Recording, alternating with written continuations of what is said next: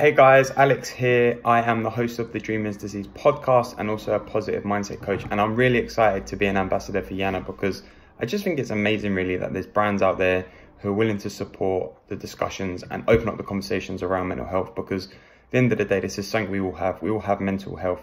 We all have to keep it intact. We all have to keep it in shape. And we live in a world where everything's so fast paced that we sometimes forget that and we can be affected, particularly as younger people.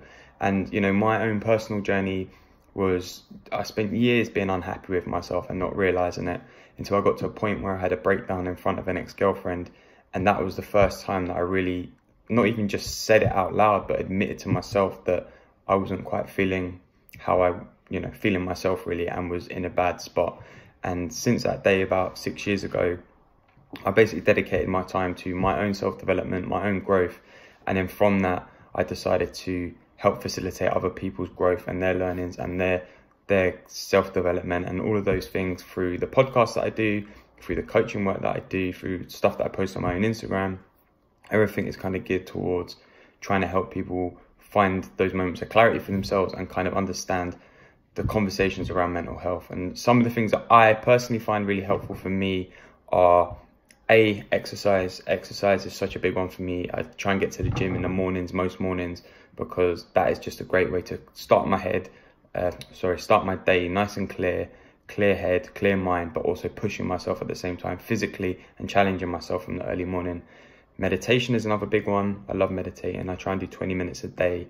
When I'm really on form, I do 10 minutes in the morning, 20 minutes in the evening, but at the minute it's mainly 20 minutes in the evening.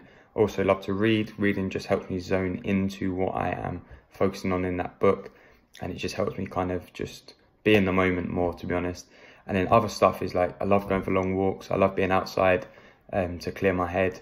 If I feel like I'm having a particularly anxiety-filled day, then getting out and going for a walk and just creating some movement in my body is always a good way to do things.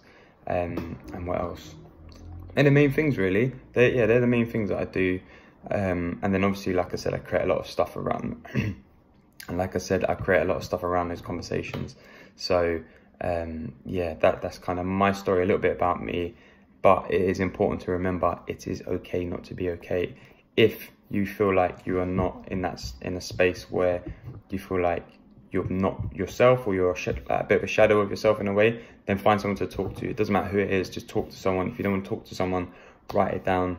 If you want to write it down, text someone, whatever it is. Just it's very, very helpful to have those conversations, because you just never know what the person on the other side might be going through as well, and they might be someone who is really willing to listen to you, and that sometimes just getting it out of your system is a really beneficial way of doing it. But yeah, that's a bit about me. Hope you guys are good. Have a fantastic day.